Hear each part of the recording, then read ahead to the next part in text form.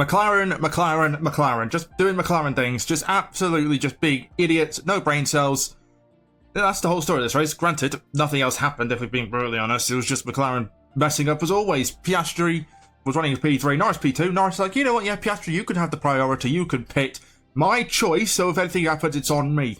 Piastri pits, gets a great pit stop, by the way. The fastest pit stop of the weekend. And Norris gets an absolute stinker. And then drops to third. And they're like, you know what, even my camera disagrees with McLaren being the low race always. But like, they're like, you know what, Piastri, it was unfair. Even though it was Norris's call, we still got to have you give the place back. And they try to say, oh, it's Hungary all over again. It's not. Hungary, they were teammates. Italy, they're rivals. Big difference. It was Norris' decision. Yeah, you know, they give it to the get bounced up, but that's the risk you take.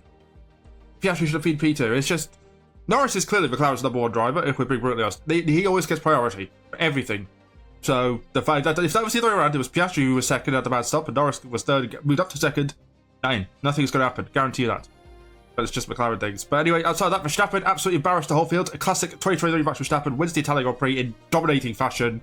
Starting for pole with the fastest ever lap, and then wins the race, dominating fashion, and the fastest F1 race in history.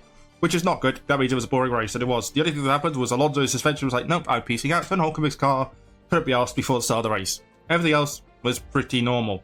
Antonelli got some points in his own race, that was something. Did Albon get points again? He's now 7th in the championship, by the way, which is an incredible feat. Bortoleto got points as well. The Salvo Hadjar from the pit lane 2 points.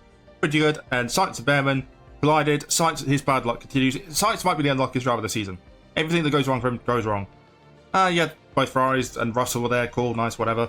But that was about it. Nothing happened. Trust F1 to ruin a fantastic weekend. F2, F3, and even the Porsche Super Cup. Absolute carnage. Left, right, center. And F1.